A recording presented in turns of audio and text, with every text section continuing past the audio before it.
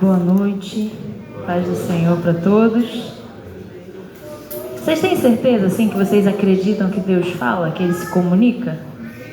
Tem certeza absoluta? Não sei, o pessoal tá meio quieto, né? Tá parecendo os meus alunos quando estão desconfiados de alguma coisa. Deus fala. E por que ele fala? Vai parecer que eu estou pregando a mesma coisa que o pastor Aguinaldo. Mas eu não estou pregando a mesma coisa que o pastor Aguinaldo. Deus tanto fala que Ele conecta todas as coisas, né? Ele não dá ponto sem nó, Ele não traça nenhum caminho que pra gente não faça sentido. Ele sempre tem se manifestado de forma muito coesa, né? Nos nossos dias, nos nossos domingos. E nós vamos falar hoje sobre um assunto que Deus, nos últimos dias, tem falado muito comigo a respeito, né? Vai passar um pouquinho pelo que o pastor Aguinaldo falou, mas uma temática diferente. Nós vamos falar sobre mesa. Alguém gosta de mesa, banquete, mesa cheia, mesa farta, sal, doce, sobremesas, bebidas, tudo que tem direito? A gente gosta, né? Mas não é dessa mesa que eu vou falar de outra mesa. Por favor, abram aí em Mateus 26, de versículos 26 ao 29. Nós leremos juntos. É um caminho, né, daquilo que o pastor Aguinaldo havia pregado pela manhã. Então nós estamos no contexto de última ceia, Jesus com seus discípulos à mesa, né? Esse trecho se chama a ceia do Senhor. Ninguém faz uma ceia jogando alimentos para o alto, nem no chão. A ceia ela é colocada na mesa, então é um momento de mesa. E o trecho diz o seguinte: e quando comiam, Jesus tomou o pão e abençoando-o partiu e deu aos discípulos e disse: tomai e comei, isto é o meu corpo. E tomando o cálice e dando graças, deu-lhe dizendo: bebei dele todos, porque isto é o meu sangue, o sangue do Novo Testamento, que é derramado por muitos para a remissão dos pecados. E digo-vos que desde agora não beberei desse fruto da vide até aquele dia em que o beba de novo no reino de meu Pai. Nesse momento, a gente está falando, como eu já pontuei, né, no contexto de Jesus à mesa com os discípulos. E nessa breve mensagem, eu acredito que eu não passe de 15 minutos dessa vez, vai ser um tempo recorde. Mas nós vamos explorar 5 pontos sobre a mesa. Por que a gente vai falar sobre mesa? O que tem mesa? Só aquela construçãozinha que a gente usa para botar comida? Não.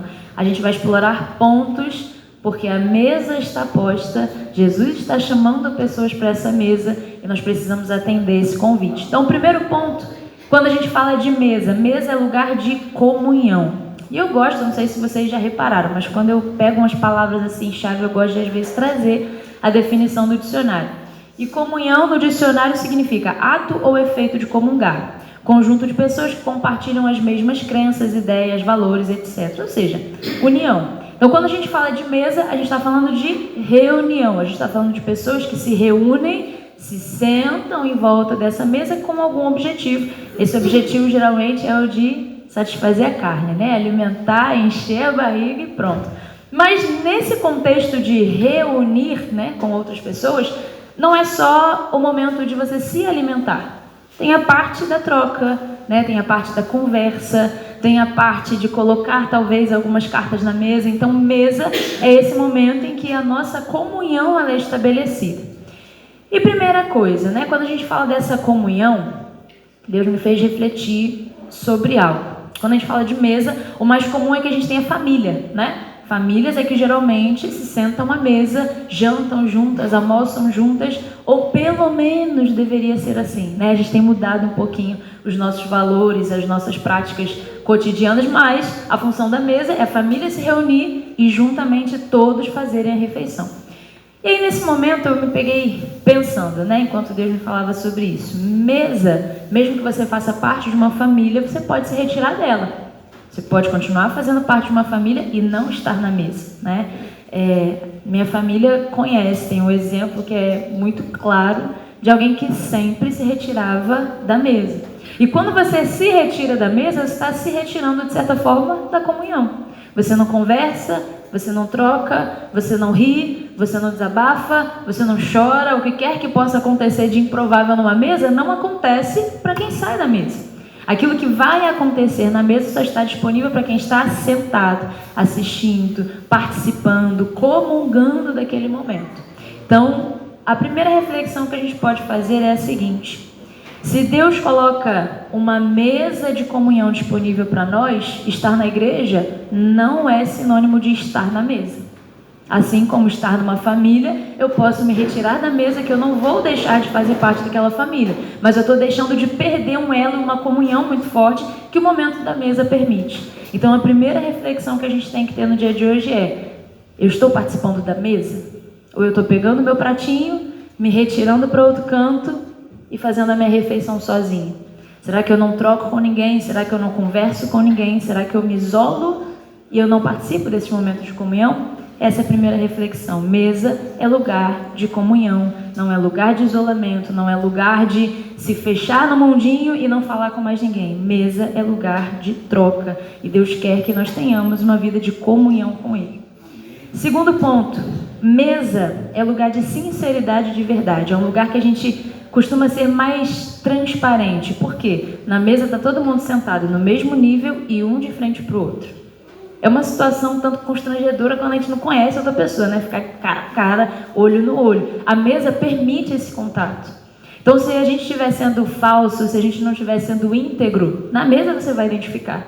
A pessoa não vai ter para onde fugir. Se estiver olhando, ela desviar o olhar, muito possivelmente tem alguma coisa, né? O pessoal que estuda as microexpressões faciais vão dizer que esse desvio de olhar tem alguma coisa aí por trás. Então, na mesa é esse lugar em que a gente tem que ser sincero. Quando a gente é colocado frente a frente, quando a gente é colocado olho no olho, é muito difícil da gente não ser sincero. É muito difícil da gente não ser transparente. Mais do que isso, é muito difícil a gente não identificar no outro que tem alguma coisa errada. Quando a gente está sentado à mesa, quando a gente está em comunhão, a gente identifica se uma pessoa não está bem, né? O problema é que parece que às vezes a gente não quer perguntar se a pessoa está bem. Que às vezes a gente não quer ouvir, a gente não quer dar atenção, a gente não quer prestar esse tipo de comunhão. O que a gente faz? Desvia o olhar, ou pega o prato e sai da mesa. Então a mesa é esse lugar onde a gente não usa máscara, não dá para usar máscara na mesa. Todos estão se olhando, todos estão se contemplando, todos estão vendo o que tem de certo e o que tem de errado. Então não dá para fugir, não é um lugar que a gente use máscaras, e sim que nos motiva a essa sinceridade, a essa integridade. E quando Deus nos chama à mesa, quando Jesus coloca essa mesa posta, é isso que Ele quer da gente: transparência, sinceridade, né? Quem nunca jantou, almoçou com a família, e aí geralmente é mais comum com pais que têm filhos, né? Eu não sei vocês, mas eu cresci nesse ambiente quando eu era menorzinha. Luísa, como é que foi seu dia na escola? Era sempre na mesa que era perguntado, né? Ou no almoço ou no jantar. Luísa, como é que foi seu dia? Camila, como é que foi seu dia? O que você fez hoje? Qual foi a atividade? Havia a preocupação de um relacionamento. Havia o interesse de tentar saber o que estava acontecendo, de saber se a gente estava bem, se não estava, se o dia tinha sido bom, se o dia tinha sido mal. Então a mesa é esse lugar que, nessa sinceridade, ele vai estimular um laço cada vez mais íntimo. E à medida que você vai perguntando, né, isso vai se tornando algo tão natural que você vai construindo esse ambiente de intimidade. Né? Por mais que não se tenha, por mais que não seja o habitual, se você começa a estimular: como foi seu dia? Como é que você está? Está tudo bem? Você está com um rostinho um pouquinho diferente hoje? Está tudo certo? À medida que você vai estimulando esse sentimento, esse ambiente de intimidade, ele vai sendo construído. E aí eu me lembro que começava assim, né? Quando a gente era pequenininha, perguntava: e aí, como é que foi o dia, Luísa? Ah, foi assim, assim, assim. Aí depois no outro dia: Luísa, como é que foi o dia? Assim, assim, assim. À medida que vai perguntando: como foi seu dia? Como foi seu dia? Como foi seu dia? Vai sendo menos objetivo e cada vez mais aberto. Ao ponto de chegar e falar assim: mãe, hoje eu fui para a escola, fiz não sei o que, não sei o que, não sei o que. Aí fulana falou isso, Beltrano falou aquilo. Aí o professor passou não sei o que, aí a gente fez não sei o que. Ela não precisava nem mais perguntar, né? A gente já chegava tagarelando em casa. E isso de pequena até a vida adulta, tá? Não achem que porque eu tô casada, que eu tô trabalhando, que eu não faço isso não. Às vezes eu mando mensagem: ih, mãe, tu não sabe o que aconteceu. Aí eu mando foto para ela do trabalho, de alguma coisa. Esse é um ambiente saudável, né? Quando a gente estimula essa intimidade, eu acho que, por mais que eu não seja mãe, né? Acho que fica um alerta como uma filha que cresceu nesse ambiente saudável. Façam isso com seus filhos. Faz diferença, né? Eu vejo, às vezes, pessoas que não têm nenhum laço, nenhum vínculo com o pai e com a mãe, porque às vezes o pai e a mãe nunca sentou e perguntou: como foi seu dia? Não sabe o que o filho faz, não sabe o que ele viveu, não sabe de nada da vida dele. E Deus tem essa preocupação. Ele quer sentar à mesa com a gente para perguntar: Luísa, como é que foi seu dia? Como é que você está? Tá tudo bem? Fala comigo. Eu sei que você não está legal. Abre a boca e fala. Um ambiente de mesa é um ambiente para a construção desse laço de intimidade. E Deus quer que a gente faça isso, né? Aos pouquinhos, né? A gente começa de pouquinho em pouquinho, ele vai mudando ao ponto da gente chegar e já tagarelar, né? Deus não precisa nem perguntar: eu estou assim, assim, assim, assim. E a gente vai falando. É natural. O Pai se preocupa em ter comunhão conosco. A gente precisa aprender que o que Ele ensina na mesa, a gente tem que botar em prática na nossa vida. Então, se Ele quer ter comunhão com a gente, se Ele quer saber como é que foi o nosso dia, como é que a gente está, por que a gente não faz isso com os nossos, né? Por que a gente não senta? Por que a gente não conversa?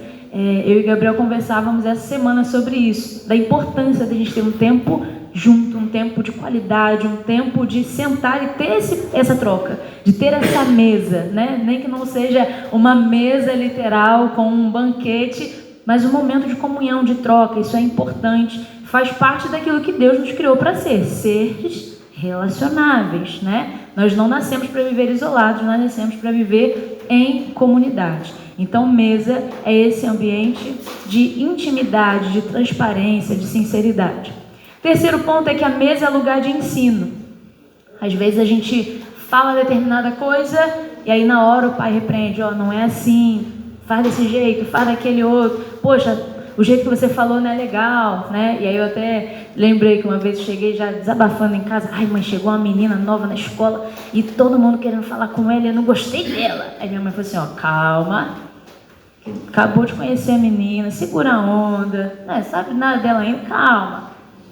É isso, ensinar, Luísa, calma, né? Não é assim, não sai julgando os outros, não sai falando que a pessoa é isso, que é aquilo. Calma, bota o pé no chão, conhece primeiro. A mesa é esse lugar que a gente vai se comunicar, e mais do que isso, a gente vai se adverter se for necessário, né? Ó, isso não tá legal, acho que você pode fazer assim, assim, assim. É no momento de comunhão.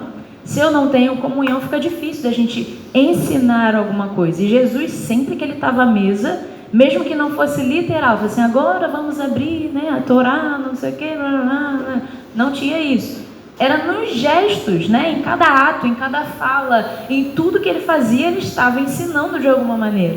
Então, no episódio que ele vai lavar o pé dos discípulos, ele está ensinando serviço. No que a gente leu, ele está ensinando comunhão, partilha, né? De você pegar algo, ser generoso com alguém. Jesus sempre ensinava a mesa e a gente precisa aprender isso e colocar essa ideia como um centro da nossa vida. Esse momento de comunhão, esse momento de mesa, também é um momento de discipulado. E discipulado nem sempre é falar assim: não, você está certo. Discipulado, às vezes a gente vai precisar chegar e falar assim: ó, isso não está legal, isso está feio, isso não está bonito, o que você está fazendo não está certo, a maneira que você falou não foi legal. Isso é discipular também, né? Discipular é esse instrumento contínuo de uma pessoa que vai ensinar continuamente. Então é alguém que se predispõe nesse caminho de instrução, de ensinamento. Quarto ponto: mesa é lugar de honra, porque a gente não... Quarto. Terceiro, mesa é lugar de ensino. Quarto, mesa é lugar de honra.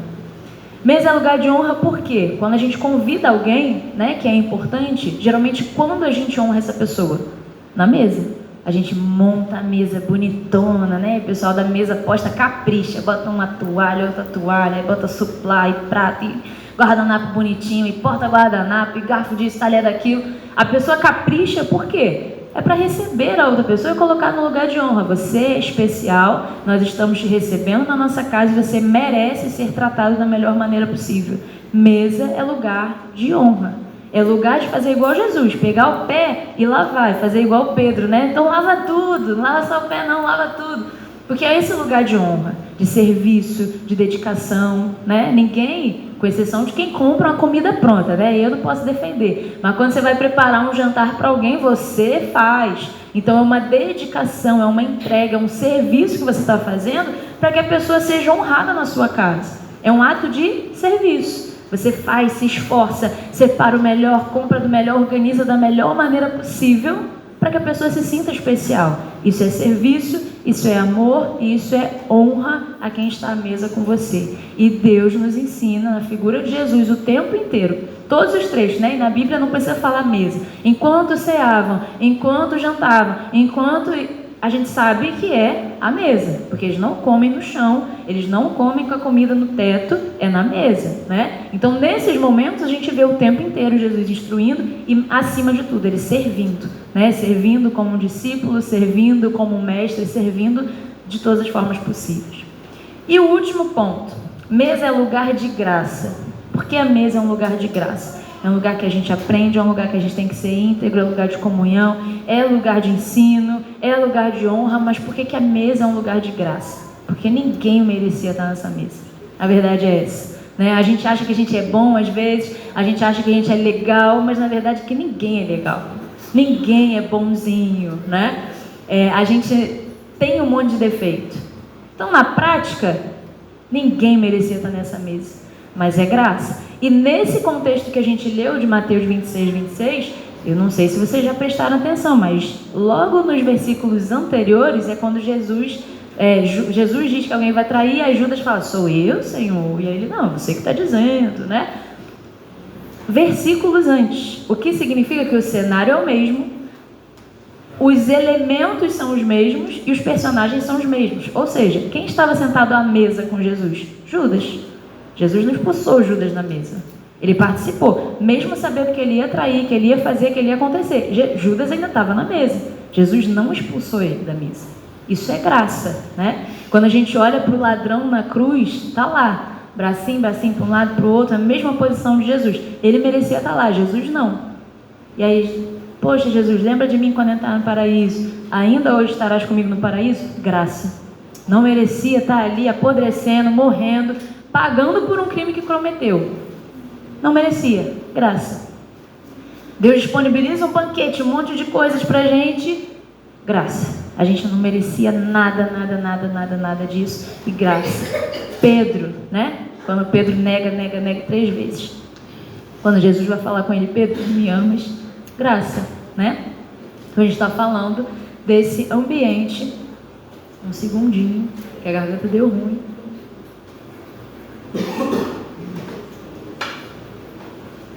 Então, quando a gente fala de mesa é esse ambiente em que nós somos convidados pelo próprio Jesus a desfrutarmos de um ambiente, de um momento que a gente não merecia, mas ainda assim Ele estende a nós. E aí eu achei legal, eu ouvi eu ouvi trechos de uma série que, à medida que Deus foi falando comigo sobre esse tema, eu fui querer caçar mais e ouvir mais. E o pessoal do Discope, eles têm uma série, né, de meditações sobre mesa e sobre pontos diferentes acerca desse momento de união, de comunhão. E aí eu achei engraçado que o Douglas Gonçalves, ele diz num determinado trecho que Jesus é o patrocinador da mesa. Quem decide quem senta à mesa ou não é Ele, não nós mesmos, né? Então, quando você monta uma mesa na sua casa, quem vai decidir quem vai sentar nela é você. Você não vai abrir a porta da sua casa para qualquer um, você não vai chamar qualquer um para a mesa. É você que vai selecionar. A diferença é que na mesa que Cristo põe à nossa disposição, não somos nós que escolhemos. É Deus quem escolhe.